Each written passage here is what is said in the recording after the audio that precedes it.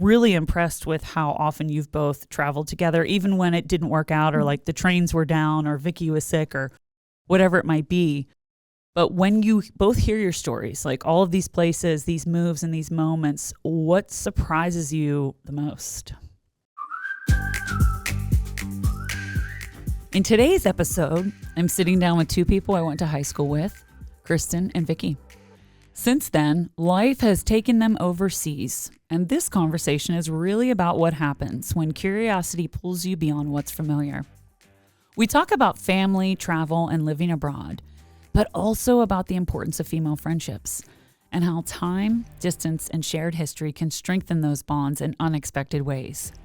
Now, this is part one of a two-part conversation about life, perspective, and the ties that keep us connected no matter where we are in the world. Victoria Ames Ritter is someone whose life has always been shaped by curiosity and connection. After meeting people from different cultures as a young adult, she moved to Switzerland with her husband Alex and two young children and has built a life rooted in language, learning, and openness. She holds a master's degree from Clarion University of PA and worked in the U.S. as a speech-language pathologist in a variety of settings.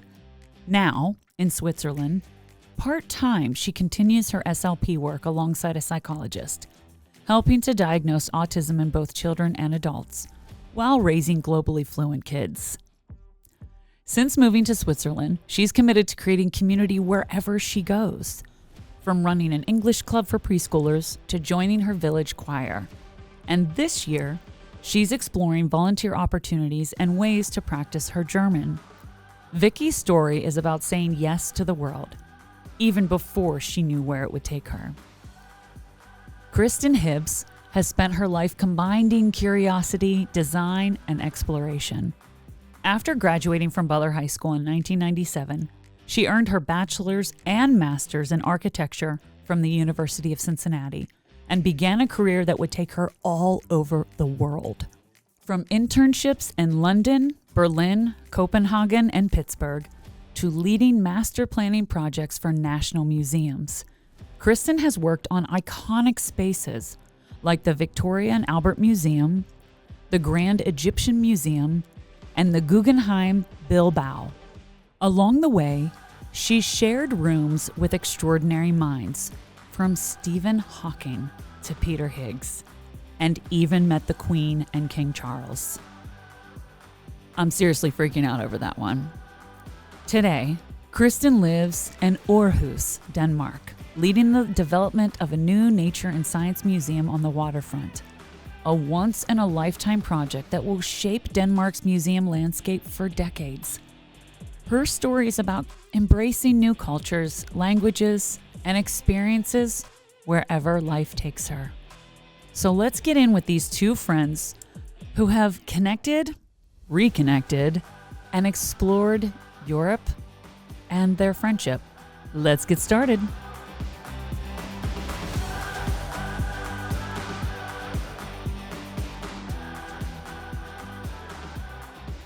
Gosh, I still feel like living abroad is a really romantic idea, and I can't believe that I do it. Yeah, I feel that. I don't really know. I guess it sometimes really does not feel real. It doesn't feel completely real sometimes because it's really amazing, quite frankly. And there's so many question marks and so many unknowns, which there are regardless of where you live. And you live in kind of a storybook little You do. world. You do. I just saw something yesterday. There's somewhere in Switzerland they do this annual witches ski run down Yes. Okay, what's that? We're gonna. They dress like witches. I have not partaken, but I do see kind of these random, really super special, really unique customs and traditions here in Switzerland, with the cows, with the witches, with bells, with the farmer. It's pretty amazing. I have not attended all of them, but it definitely, it's funny. I just saw what you're talking about. Yeah. So the I'll algorithm. have to see if my kids and my husband want to go, because I'm not skiing now because of my injury, but I'll see if I can make them go find it. Yes. Yes, I was so fascinated. It popped up yesterday, and I was like, I have to ask Vicky about this tomorrow. And that was kind of what I was going to say to you is, when was the first time that you realized that other cultures weren't just interesting, but something you really wanted to be a part of? And this, your international experience started was it intermediate and high school? Was kind of where things started into college, where you started meeting people who were from different countries and that took time for sure. I would say when I realized was my first summer after freshman year at Clarion University. I went to a children's camp in the Poconos, an independent lake camp. It was amazing. And it had such a heavy international population of children that would attend. And then also the camp counselors that flew in from New Zealand or Australia or Ireland or you name it, London. And so that was my first really experience with being surrounded by it. At Clarion, not so much. It was more, so located so close to Butler actually, and so anyway, but that was probably my first experience, the summer 1998. I would say. Okay. Really, it planted the seed. Yeah. And Kristin, you almost immediately went overseas right after college, after getting your master's degree, correct? Yeah. So before that, would you say traveling was always a dream for you, or was it really just an opportunity that just snuck up on you and here we are 20 some years later? I think actually it goes back to my Uncle Terry. He traveled loads and, it was unusual in my family. And so he would go to Egypt and Italy and Australia, and he'd been to China, and he would come back at Christmas, and everyone would get a handmade card of one of the photographs that he took on a trip. And it's not that I even remember him talking about the trip. It's just I knew he went out into the world, and if he could do it, then, I could too. Yes. And then it was this, Herr Kenders, Mr. Kenders, the old German teacher. Sorry, not old. Sorry, he might listen. The German teacher from intermediate high school. He organized an exchange, and that was really my first experience traveling, and it was great. And I am still friends with my host family and other people that I met on that trip, and we've been to weddings, and they've been over to Butler to visit, and so it was, a first really good start, like a really good first experience that just threw the door wide open. Mm-hmm. I have to ask you, Egypt, that had to be like a pinch me moment. Like the minute when you first went to Egypt, what would you say you felt? I can't imagine visiting Egypt. I would love to visit Egypt someday, but just tell us a little bit about that experience. Yeah. Well, I used to write these really long emails after I did an exciting trip. And I remember the title for my email about Egypt was Egyptians Are Pilers. Because everything, I just kept seeing amazing piles of things everywhere, like bread piled up on a plank of wood that someone was carrying on their shoulder while they were riding a bike in the middle of traffic, and nothing fell off. Or like trucks that would have fruit piled way higher than the truck itself, nothing falls out. And then you just think, well, in the pyramids, they are also a very exacting pile of bricks. I was taken by that. They call Egypt and the Cairo in particular the mother of the world. And I think there is this absolutely incredible energy about that city, and it's full on, and it's overwhelming, and it's hot, and it smells, and it's loud, and it's even louder at night somehow. But then it's also all these people living an incredible life, a lot out on the street because it's so hot. You're sort of just living in the street, and cafes are on the street, and in the shadow of the pyramids. And it's totally surreal. I But imagine like being an architect and seeing those piles and in your brain, are you probably like, how did they stack that a very specific way to make that? That's remarkable. Do you have any photos of anything like that? Did you ever take pictures, or what's the? I know cultures are different when you go to different places, so. oh yeah. I mean, I have a ton of photos. Yeah. I didn't really, I mean, I don't normally really take super specific photos of people. I know some photographers are, really good at doing that. I always feel a little uncomfortable about it being too portrait like, but Mm-hmm. I take tons of photos all the time because this it looks so different from anything I knew before or have come across after. Mm-hmm. And it's lots of beige, but then really, really vibrant little flashes of color on somebody's balcony. Or I mean, my scarf, I wore my scarf today because it was from Egypt, and I thought we might talk about it a little, so I thought Yes, I'd put that yes, on. beautiful. I don't know how I raised my hand. I know. Hey, that's fine. Yes, Vicky. Vicky, I yes. don't know. I have two things I would kind of like to say regarding this specific topic. So number one, Kristen, I need to pick your brain because this is very on top of my 10-year-old son. Does we usually just drag the boys to where we want to go traveling, more or less, because they've been so young. But now we asked him, what's your top choice? And he said Egypt. So Ooh. Okay. and this kind of connects to your question about what surprises me. Literally what I just said. The fact that going to Egypt with my 10-year-old son is going to probably happen soon. So that is just, if somebody would have told me I would be saying that in my life 10, 12, 15 years ago, they're like, what world are you living in? Like that is the surprising piece, like right there, Kristen, like, oh, I went to Egypt and multiple times. Mm-hmm. And secondly, to add to that is, this is one reason I love traveling with Kristen is you, I have never seen so many beautiful doors, angles. Like Kristen, I love traveling with her, and we'll probably get to that later also. But when you said the beige and the vibrant colors and the piles, traveling with you is just an experience in and of itself.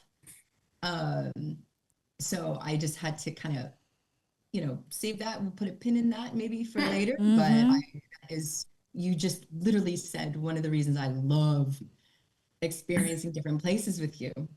I was looking a little bit at your questions and what we were talking about regarding culture in quotes. Mm-hmm. And because I was trying to explain this to my friend that has a teenage daughter, and she was complaining, oh, I've only traveled in the States and I really want to go to Italy or something like this. And I said, how many states have you been to? She said 14.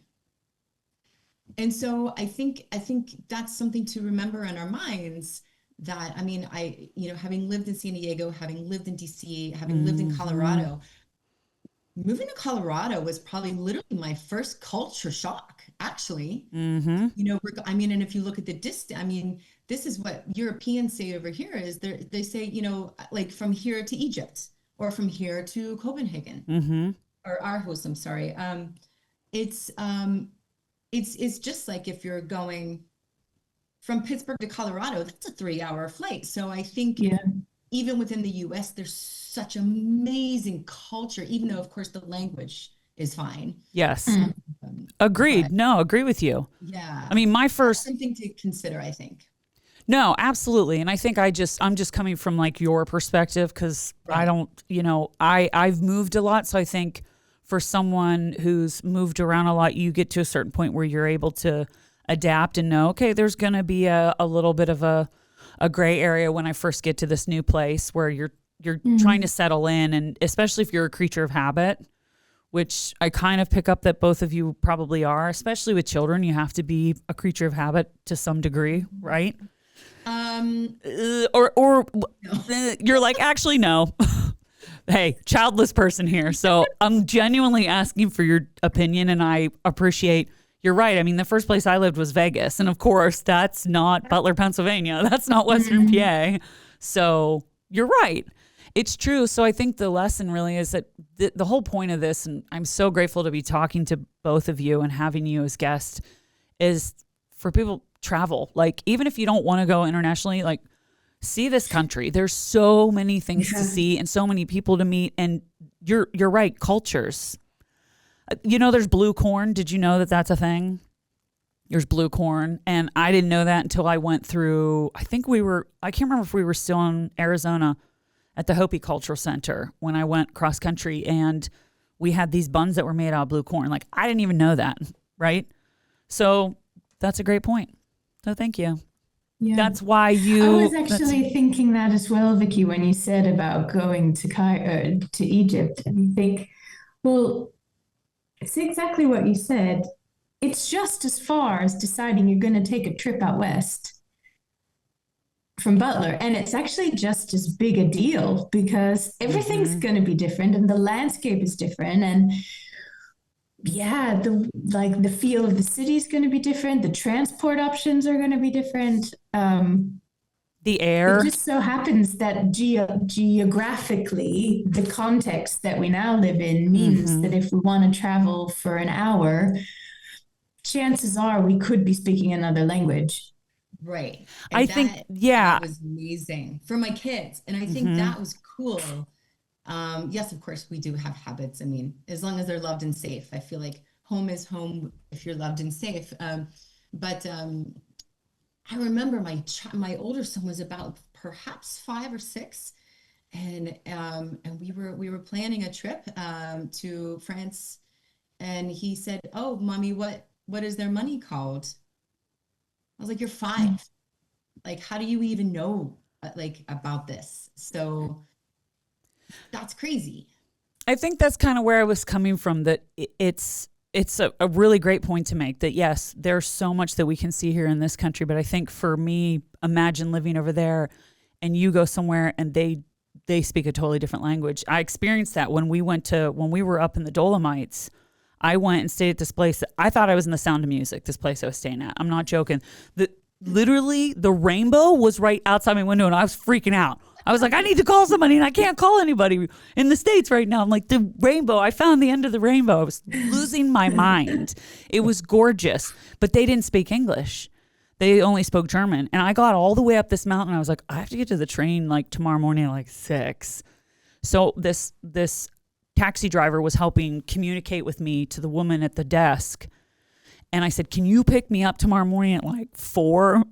I know that's really early, but there's no other transportation where I'm at. And I was like, why did I book this hotel up on this mountain? But it's just fascinating to me. And but did you have Google Translate? That is yeah. I was kind of using that and I would like translate it and I'd hold it up for her because I'm like, I'm not going to pronounce this correctly and I don't want to be disrespectful. And she was like, and then she started nodding her head and then she started saying things back to me and I was like, ah. So like really quickly trying to, but yes, that's I think what fascinates me the most.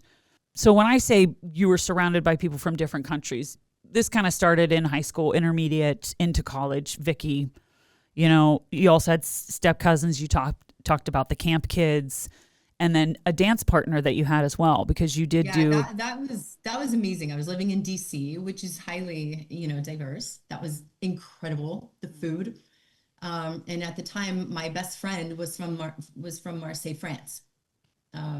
She was here studying and then getting her visa and everything. And she introduced me to the world of ballroom. And I love to, even now I would, just love her accent. That was a big, huge piece. My dance partner was Russian. There were people there from literally all over the world teaching dance. And it was amazing. And that was another kind of culture, right? That's 2 cultures in one, right? Because you have the dance culture, but then you have the culture of, my partner at the time knew all the amazing secret bars, the dance bars where we would go and see his friends and his, and it was just it was an amazing, and sometimes we also, Kristin and I connect too because of dance and theater and that kind of thing. So that is in and of itself its own culture. So dance has always run parallel to my life, though I never did it professionally. It's only ever remained my passion. And through that, actually, I was exposed to so much culture and languages and music.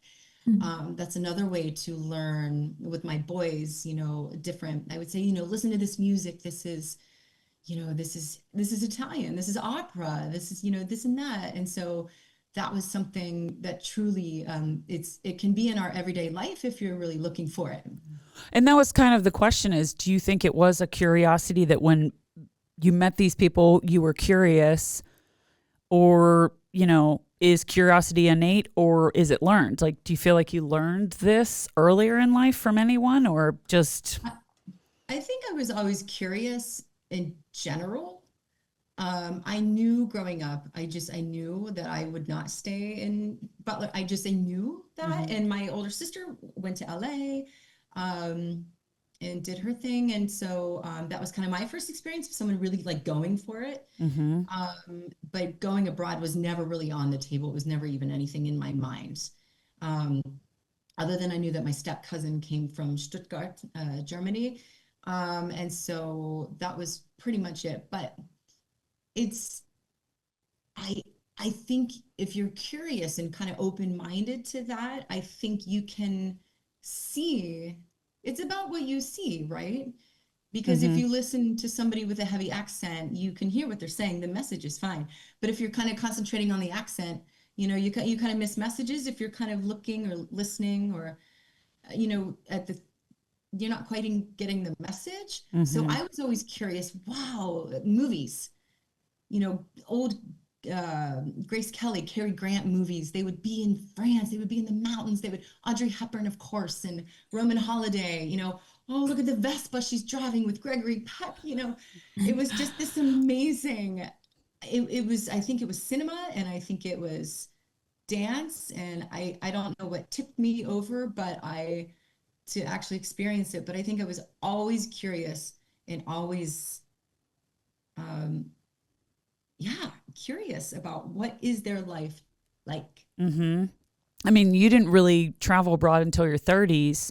So that first trip, how did it hit?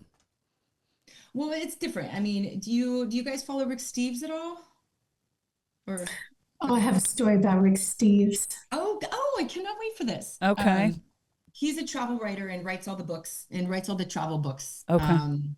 And so he was doing a podcast and he said, there's 3 types of travelers. There's a tourist, a traveler, and a pilgrim. Oh. So the tourist likes to stay in the bubble and take the picture of the Eiffel Tower and, stay in the 5-star and make it cozy, comfy. There is no judgment when I'm saying this. There's no right or wrong. So please, everyone understand, I'm not judging this. I'm just explaining it. The second is the traveler. So, the traveler actively seeks to eat at the local restaurant, to speak, with the people, to really learn, kind of go down the little pockets into the cafes that aren't on the main strip outside the airport or so. And then there's the pilgrim. And the pilgrim goes for self-reflection or other ideas, to see their life from afar, to really, connect with something deeper, being so far away from home and perhaps healing a bit of yourself. So I say that because actually my first traveling experience was with a girl I met quickly at a speech therapy conference. We met that day and basically we're still lifelong friends. She now lives in Saudi Arabia. Oh my God, it's amazing. And she was about to go through a divorce. I had just called off a big relationship. And we were eat, praying, and loving our way through Pamplona, Barcelona, Santorini, Mykonos, Greece. We said, forget it. I sold a couple things because I couldn't afford it. And hey, as you do. As we do. And I was just like, that to me, my first experience was as a pilgrim, funny enough. And I think since then it's been more as a traveler. That's so interesting. I'm going to have to look him up and read some of his stuff. I've never heard of Rick Steves. So thank you for Well, that. he has this travel show. He's been on what, like NPR or not NPR? PBS. Public PBS. PBS. Yes, Okay. Yes, public broadcasting. Can I tell you my service. Rick Steves thing? Yes, please do. So I love him too. And I obsessively watched his travel shows when I was young.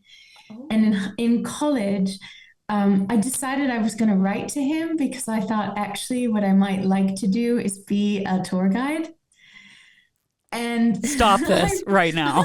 I sent him like a fan letter and I just said, I would really love to know how you got into this position. I'm really interested in architectural study tours and traveling. And, I would really love some advice on how I could make a start.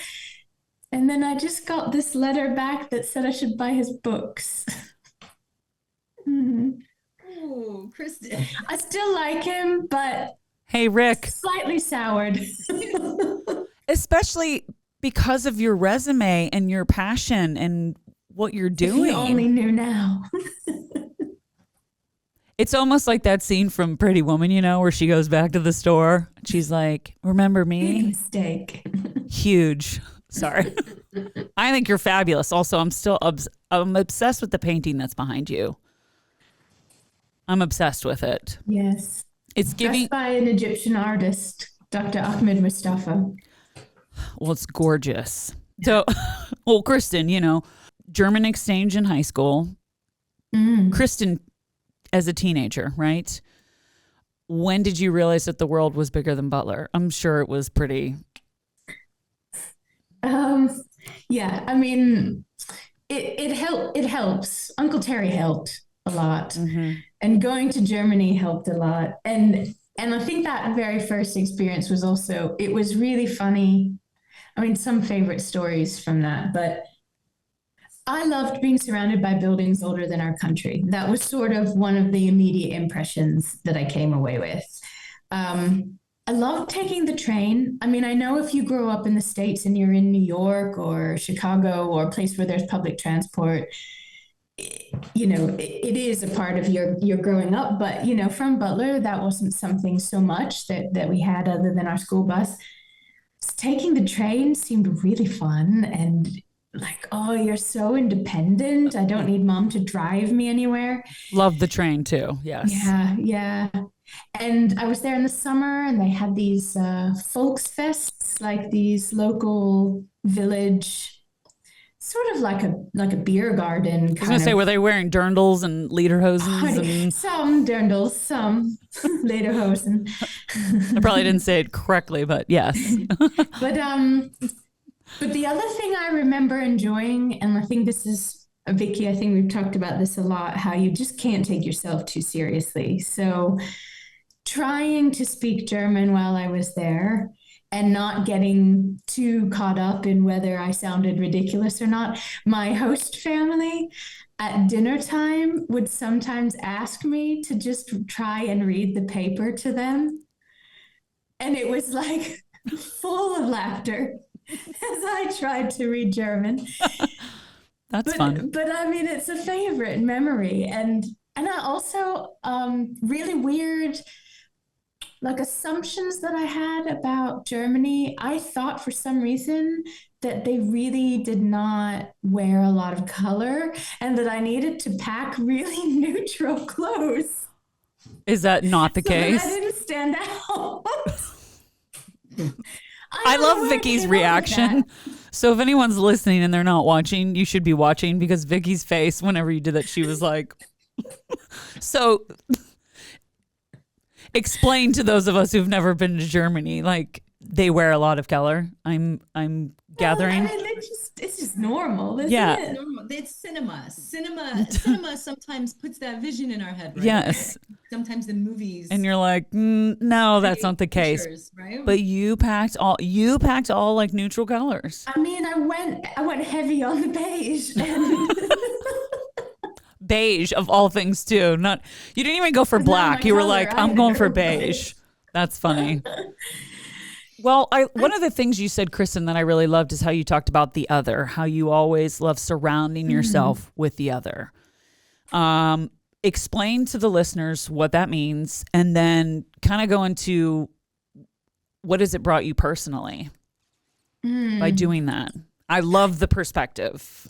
The other is very multisensory, I would say. It's the sounds that you hear and the languages that you hear, and it's the sort of the physicality of the environment that you're in, so the buildings and the streets and the material under your feet as you're walking. It's definitely smells. What does it smell like where you are? And sounds. There's also like one of, I think, the most magical things about being in Egypt. I love the call to prayer. I love hearing the call to prayer. I just think the way it sort of echoes across the city, and it's just a calming moment. All of those things add up to something that feels really like it feeds my soul to have this sensory experience of things that aren't just everyday things, because it just awakens you a little bit and you're paying attention again. And I guess I just take a lot of inspiration from it. I mean, in particular from traveling, and I enjoy the process of observing in the cities or the places that I'm in, and I find that really, it just gets you thinking. I think, Vicky, like you said, I love that, actually, the pilgrim and the traveler. I know we talked about that. I'm kind of loving that too. Because now I almost feel like I want to go somewhere back and forth, I think. Yeah. Sometimes some trips are more traveling and some trips might be more. Well, and I think too, I mean, I do have to have, I am going to throw a shout out to my husband, because who are we kidding?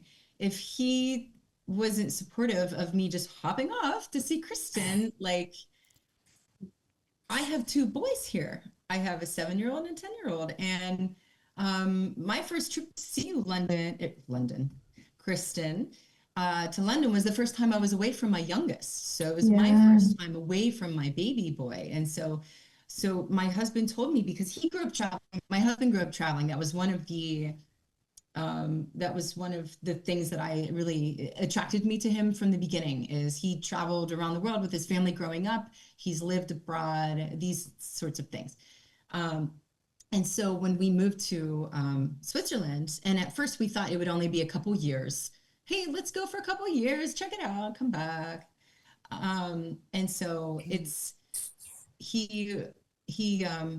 said, look, I'm going to tell you right now, you need to travel Europe without the boys, because you cannot.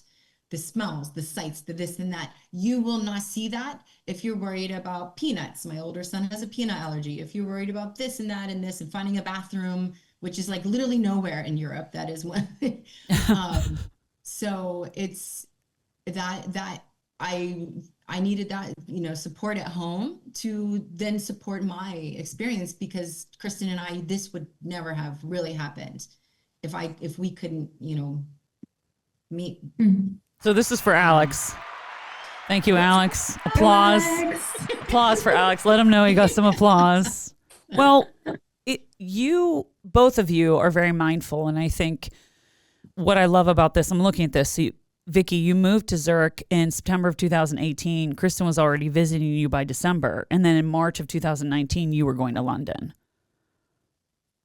So we just got on that. And I'm just looking at, it's not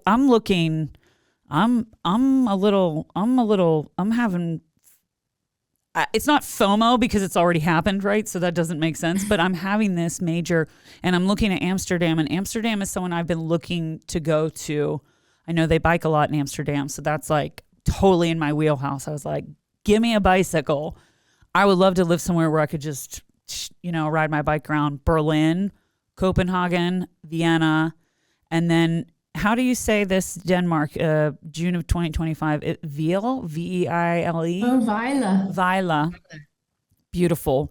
And then Kristin, you came to the States and went to Portland, Maine with Vicky to that camp we're talking about.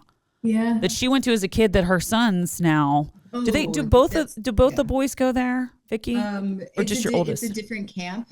We went to Maine because my brother-in-law and his wife lived there and the cousins got together. Okay. Yep. Sorry, I'm reading a lot of no, that's totally fine. But to me, it's really remarkable that you two have, cultivated this friendship. I mean, you knew each other in high school, and I don't know if we talked about this, but did you hang out in high school? Sorry, Kristin, can you answer that? My son just got home from school. Yes. Girl, do your thing. Well, so we did dance together. Yeah, we went to the same elementary school, and I would say probably in terms of having play dates, that in elementary school, I think we did that a few times. But yeah, I think through high school, I think we were always friends, but not necessarily that we were hanging out a lot. I mean, of course we did sometimes, but yeah. But I think we had. I mean, you had sequinettes and a different kind of dance than I had, and I had I had dance in the summer workshops with Richard in the little room. So we went to a summer dance camp every year, and my favorite tap teacher was called Richard. And every time the really talented gymnasts of the group had their gymnastics class, I always got sent to the small room with Richard to practice back bends or something. Oh, the back bends in the doorway? It was not, gymnastics was not my strong suit. No. Yeah, it was. I mean, Vicky, every time I thought of gymnastics, I was like, Vicky Ames. I was like, she can walk on her hands. Yeah.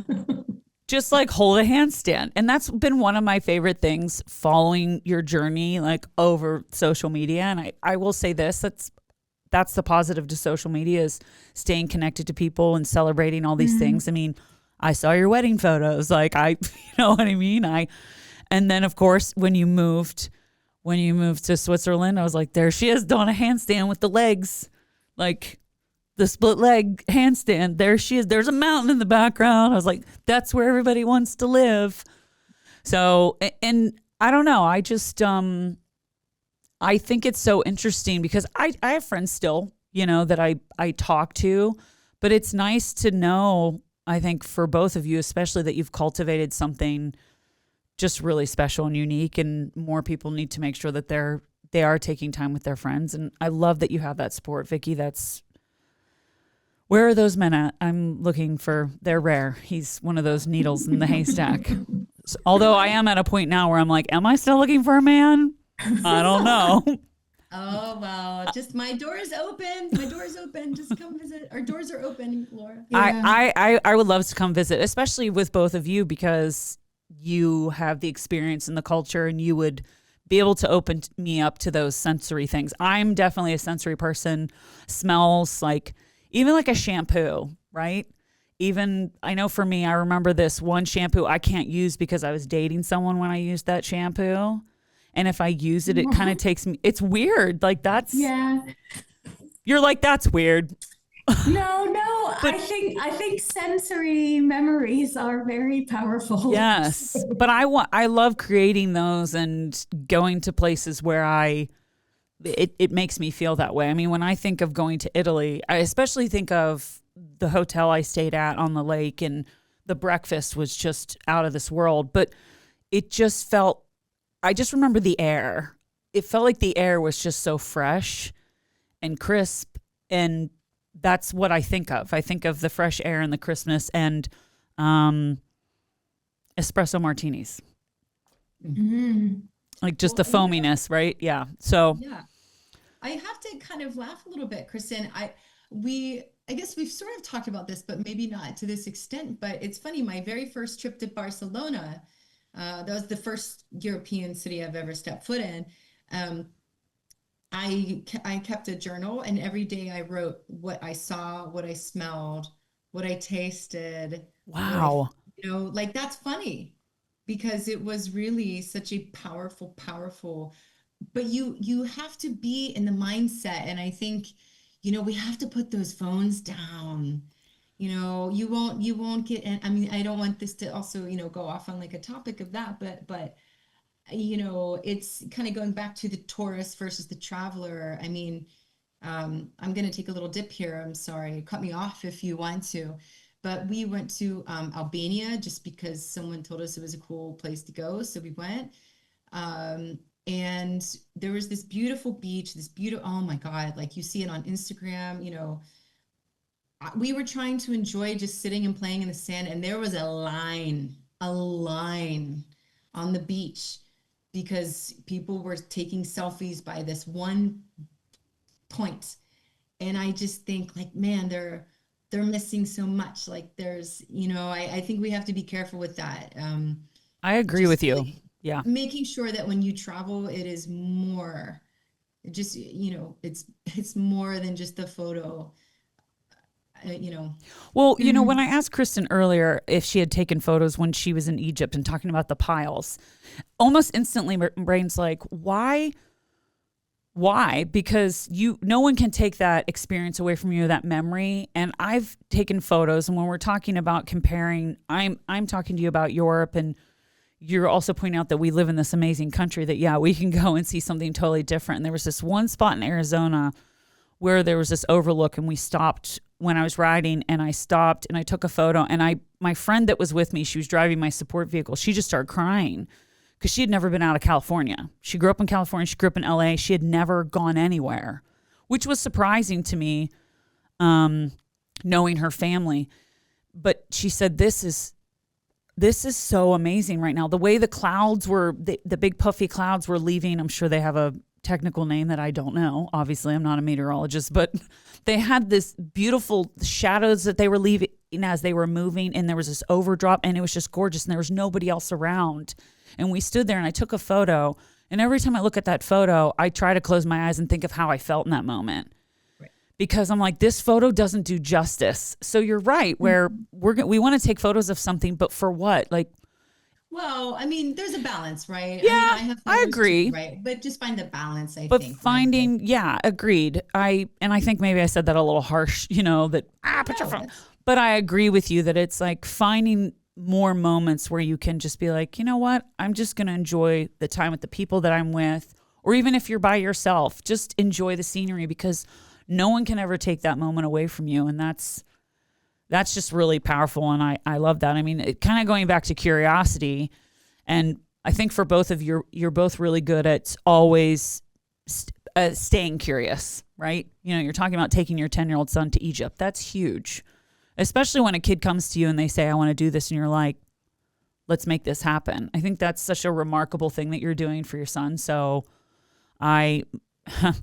if I were to do a parenting 101, if I were to take a class, that should be like at the top of it, listening to your children and stepping into their curiosity. But do you think that it's something that grows? I do, when it's like fed, or something that, if you ignore it, would it fade away?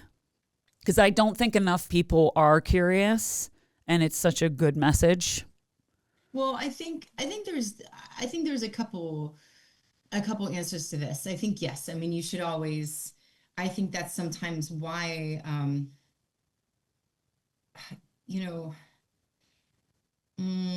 do I want to say this? So yes, of course, feed the curiosity or whatever. But I think sometimes what can stop us, I think a lot of people are curious, but I think sometimes that can also come with fear.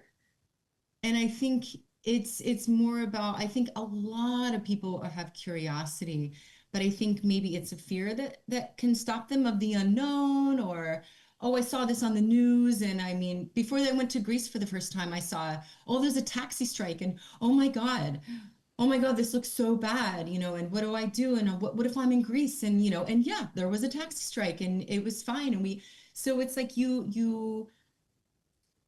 giving into the curiosity, of course, but with a healthy fear, of course, but don't let it overtake either.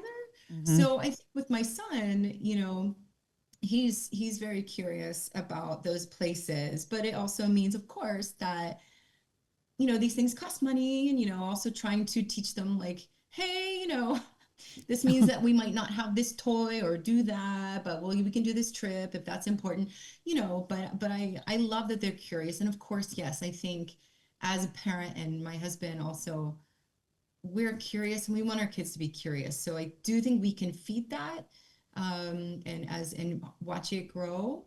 And I think if there is a fear, or because I have that, I had a lot of fear and anxiety. I just do as a person. And so you've kind of got to power through that and go anyway. Do what you need to anyway. I hate to fly. I'm afraid to fly. Do it anyway. So I think, yes, curiosity can be fed and it grows. And just be careful where the fear comes in and how you handle that. Yeah, that's perfect, because I agree with you. And I saw Kristin nodding her head. And I also kind of live by the, well, what if? I don't want to get to the end of my life. And I think most people who are on their deathbeds, that's their number one regret, that they were so focused on what everyone else thought they should do, or if someone didn't agree with them wanting to do something. And that does go with traveling. I've even mentioned traveling to places and exactly what you said. Oh, well, it's dangerous there and there's crime. And there's crime everywhere. I've lived in New York City. I've lived in Los Angeles. I lived in Las Vegas. I've lived in Boston, San Diego. Everywhere you go is going to be different, but that's going to be anywhere you go. You just have to, how bad do you want to have this experience in your life? And, making that shift. When you moved to Switzerland, you had 2 very young children. So how was that emotionally? Oh, I mean, you went from right? Were you guys were you in Colorado? They were or both San the Diego? boys were born in Colorado. But the youngest was, my husband told me we were moving to Switzerland when I was very pregnant. I'm like, okay, when are we moving? Because I need to do this first. You're like, I need to have this child. So the little one was about 4 months when we showed up. And ask anyone who has a baby and what happens to you, and you just took yourself away from your mother. You took your children away from their grandparents. You took yourself away from any support system as you were trying to not only navigate through a German-speaking city, but you're trying to navigate having another child. And the physical, emotional, neurological changes that are happening in your body and to your older child. Wow, that was really not up there on my smartest things to do. But we got through it. It's a bit of a blur, but we got through it. And so emotionally, it was only a little difficult. It was difficult, but I was like, okay, we're going back in 3 years. We're going to go back. And then the longer that we stayed, the more we developed a life here. And so yes, the emotional shift was, oh my God, I took my children away from their grandparents. How selfish am I? And that resonated for quite a while, kind of some of this guilt. And so that was very difficult. It just was. And everyone's like, oh, it's so easy when they're young. It'll be fine. And I'm like, really? No, it's not. But the beautiful light at the end of the tunnel was, you met some of my dear friends that I'm still friends with to this day, from France, from Belgium, from Denmark, from Germany. Our kids are the same ages. We were all going through this together. Wow. Regardless if their mom was 6 hours by plane, 6 hours by car, it didn't matter. They weren't there beside them during this very difficult, exciting, amazing time. So that was like, wow, I found some amazing women to be that support system. That's remarkable. Whether you have kids or not, I'm also going to say that doesn't happen to people that don't do this single. But at that time, it was 6 months of really being like, oh my God, what have I done? and I was just going to go with Kristin, hopping right over to that. And thank you for sharing that, because I know sometimes when you go back to a hard place and in one just little thing, and I've heard this because I don't have children, but especially when you have boys, for 9 months you've had this buildup of testosterone in your body, and then it's instantly, and I don't want to say instantly because it doesn't mean that the baby immediately comes out, right? You are laboring and delivering and all of the things that you have to go through to birth a child. However, whatever journey that is, whether it's C-section, whatever. But that in itself is a lot just on the, the science of everything that's going on in your body. And to think about that, going through that, that's really remarkable. But you have always been a really strong person to me. I've always looked at you as someone who's very strong and resilient. Whoa, thank you. So I don't think, and I don't really like to get the whole, we're never given anything that we can't handle, because sometimes you're given things and you're like, really? Again, this? Can I get a break? But I digress. For Kristin, you've lived abroad most of your adult life. And you early on when we started talking, you did say that it's almost still just like romantic, right? But when did it ever stop feeling temporary? Oh, yeah. That's a funny one. I think probably I felt really adult about living abroad when I bought my flat in London. Mm-hmm. I mean, that's an adult thing to do anyways, to own something, a car, an apartment, a house, whatever. That's such an adult thing. And that was a major milestone. I think I felt like London was my home much earlier than that. But yeah, that really was like, oh, I'm here. This is like, there's some roots now. Mm-hmm. Yeah, I think for me, when I would come home from visiting, and I don't know, you guys can talk about this. What is it like, or what that first trip home, was there like this?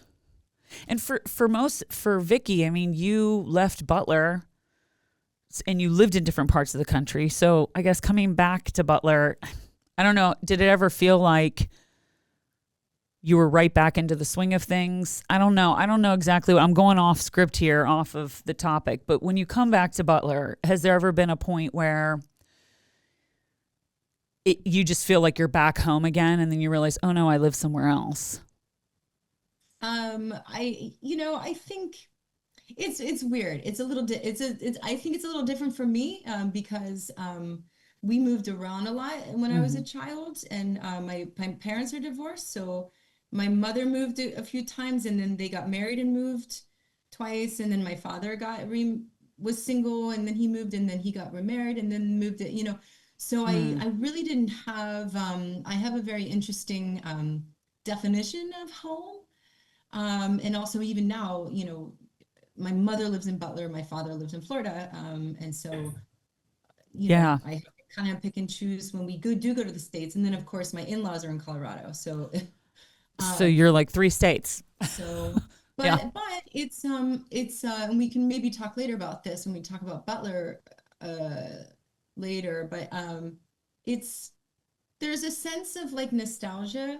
There's this beautiful sense of, it's not, I don't know if I would say home, but it's this beautiful sense of like, wow, I was so lucky to grow up in this space, in this town. I know it's changed a little bit, I think, in different ways or whatever since 1997, but I feel very lucky in many ways to have that little town.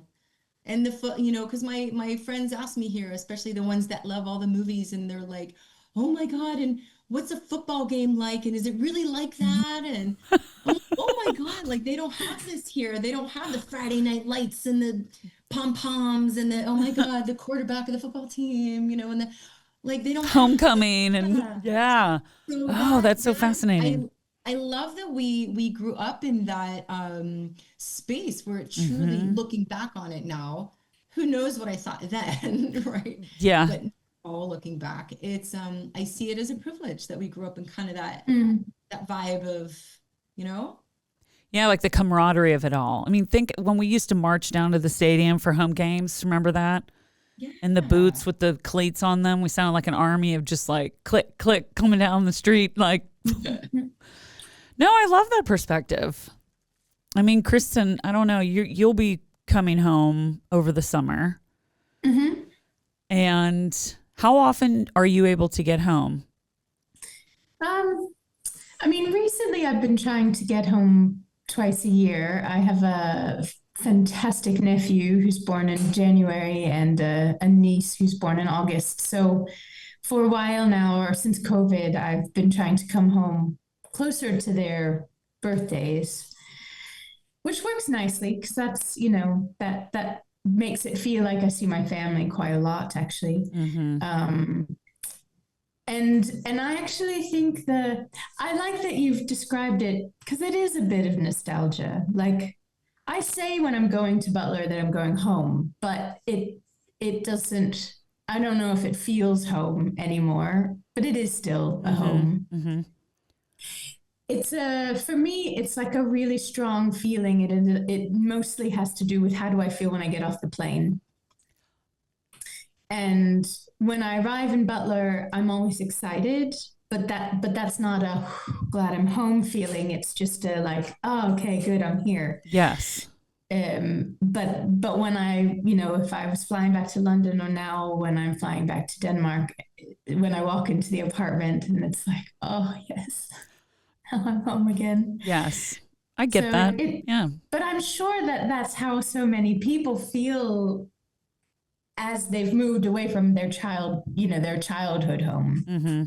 So I'm not so sure it's that different, but yeah. I guess I was thinking about it too in my experience, but many different things here. So Vicky, you've been learning German alongside your children. And what has that taught you about patience and humility? Probably that I don't have any. No. Well, I love also that Kristin knows German or knew German. I did. I like how you say did. Wir können sprechen Deutsch. But I mean, in the beginning with the baby, like when they were young, oh my God, when we first got here and I was on the train and somebody helped me with the stroller, I was like, oh, gracias. I'm like, why did I speak Spanish? Like I didn't. That's just what came out, right? My brain is just like, just speak something else. Maybe they won't notice. So, how do you say thank you in German? Danke. Danke? Danke.